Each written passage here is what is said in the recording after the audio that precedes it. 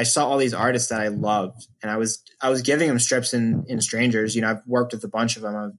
Jasper Jubinville, who I published, like, I had him do 5 pages in strangers, and it just didn't feel like enough. And I just kind of shot him a note. I was like, if you ever want me to publish your work, like, I'll front the cost and I'll get you out there. And same with the other book that I did, Sober. I had even messaged him before that. I think I wrote like a Instagram comment on one of his pictures. I was like, you should let me publish this one day. And he kind of wrote to me. He's like, I don't want to do the business side of things. He's like, can you do it for me? And, again, both those books sold out over the weekend. Like, within 3 days, both books sold out and already are on to second printings. So it's kind of steaming from there. Yeah, it's interesting to me because what pops in my head as you're talking about that, especially him coming to you and saying, hey, I have no interest in the business side of this. If you would do that for me, that would be great. There are like-minded people in the world in clusters, right?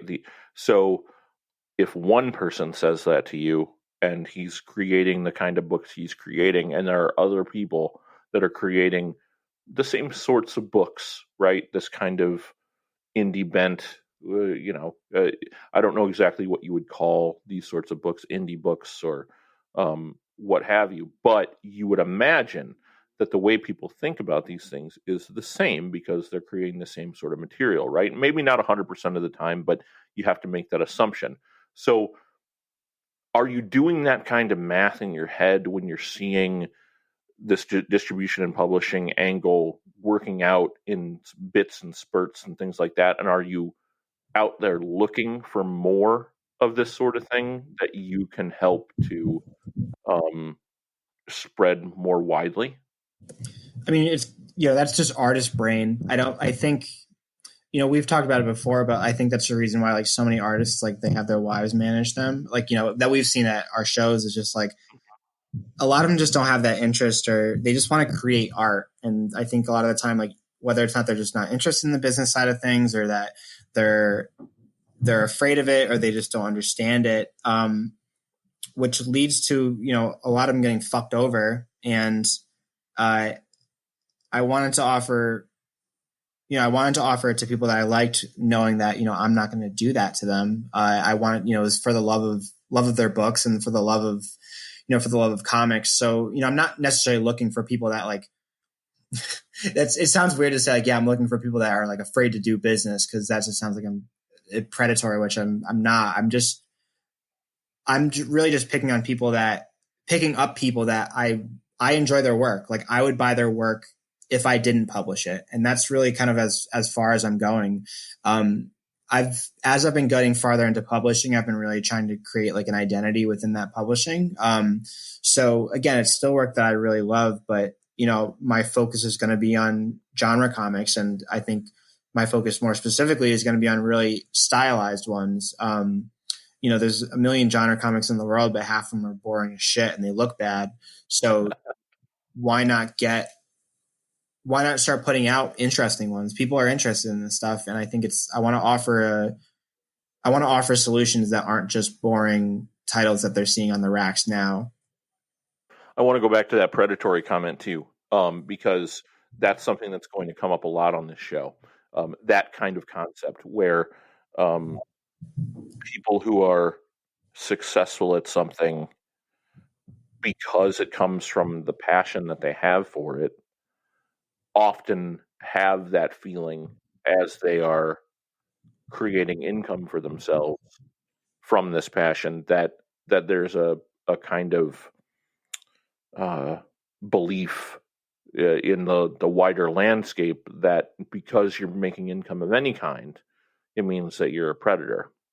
And the two things are not mutually exclusive, right? Like, I think about the most successful, and let's take it to a kind of a macro level. Let's talk about the most successful corporatocracies in the world, and talk about how in the last 10 years, their focus has gone almost entirely to creating a culture within their employees, right? it is not a mistake that most of these corporate structures included within this culture that they create in that environment is, the number one thing that they focus on is something altruistic. I liken it to at Reed Pop. It's everything that we do is guided by the fans from the top down. We try to make the fans happy. That's the first rule. As a result, everything else comes with that. If that's your main goal, focusing on your customer and making sure they're happy, then the money comes afterwards. And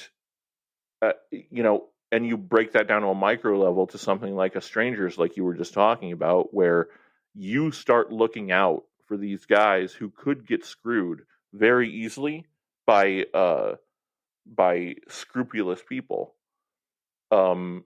unscrupulous people rather. Then you create for yourself a reputation of being a good guy, and you happen to be making income on this as well. Like, one does not have to necessarily be a predator when they're making money. And I think there's just this strange sort of thing that people believe about people that are out there bringing an income from something they're passionate about, that, oh, well, they're just in it for the money. When in reality, almost 100% of the time, one comes before the other.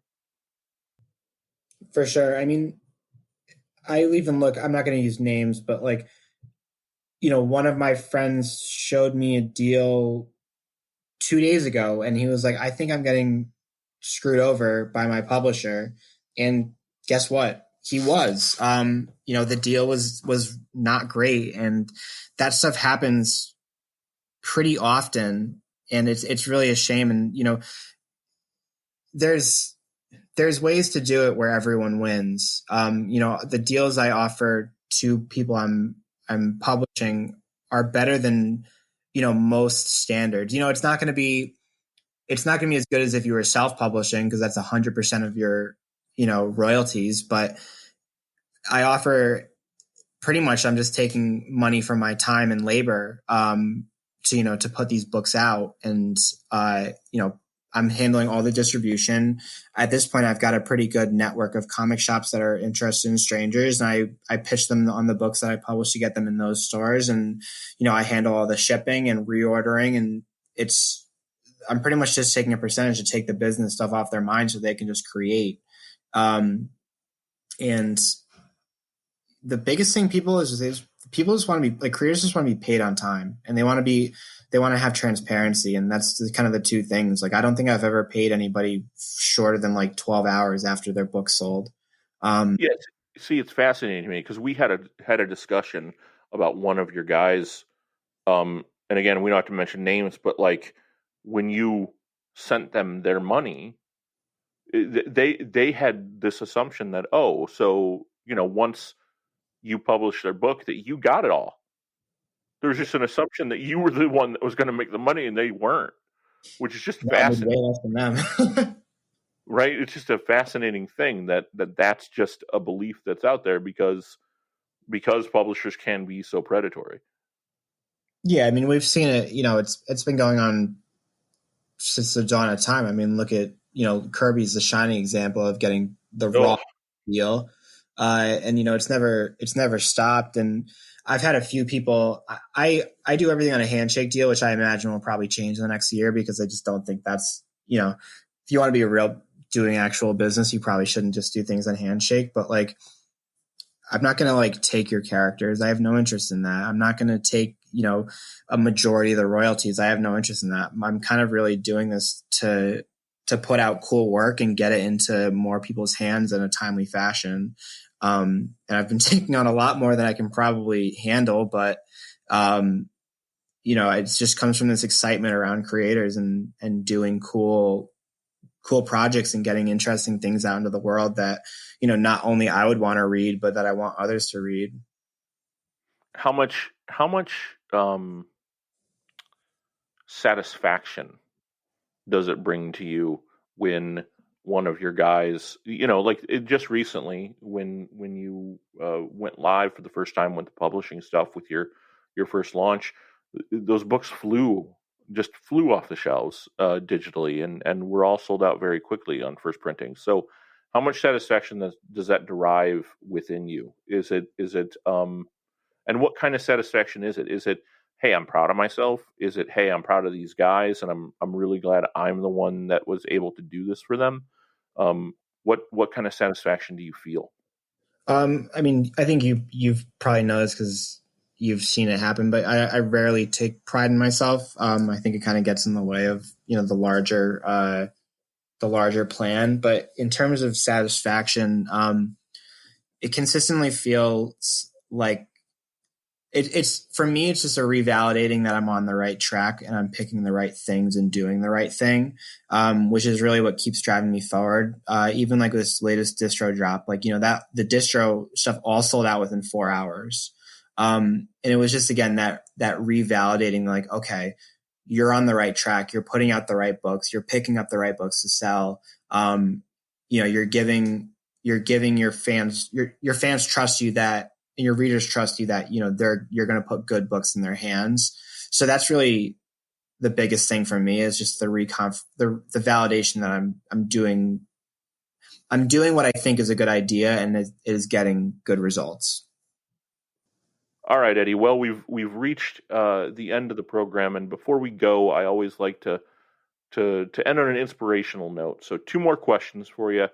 First, who or what inspires you? Do you find your inspiration comes from within? Like, I need to do this to feel some kind of way, or do you see what others have built and kind of want to replicate what they've done for yourself and change it up? Like, maybe not whole cloth, but put yourself up against others, or does it, as most things, fall somewhere in between the two? I think a lot of it comes from, looking at what others do and then wanting to put my own spin on it. Strangers being the largest example of that, is like, I saw what Amazing Heroes and Bubbles was, and, I liked it, but it wasn't everything I wanted to see in it. And I was like, if it's not what I want to see, like, I'm just going to do it myself. And then it becomes like, it's a mix of persistence, and then it just kind of turns into obsession. Because then it was, why aren't these books in the U.S.? Brought them to the U.S. Why aren't these people getting published? Started publishing them. Even today, I was talking to some small press friends on, a group chat, and they were talking about selling original art. And I was like, I can do that. I was like, send me your pages. I'll sell them for you.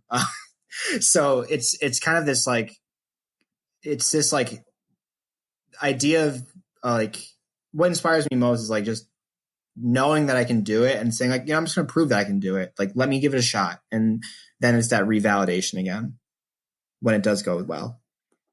Fantastic. Now the last one, and as we move forward through new episodes of Tradecraft, you'll find this variations of this question I will ask every single person on the show.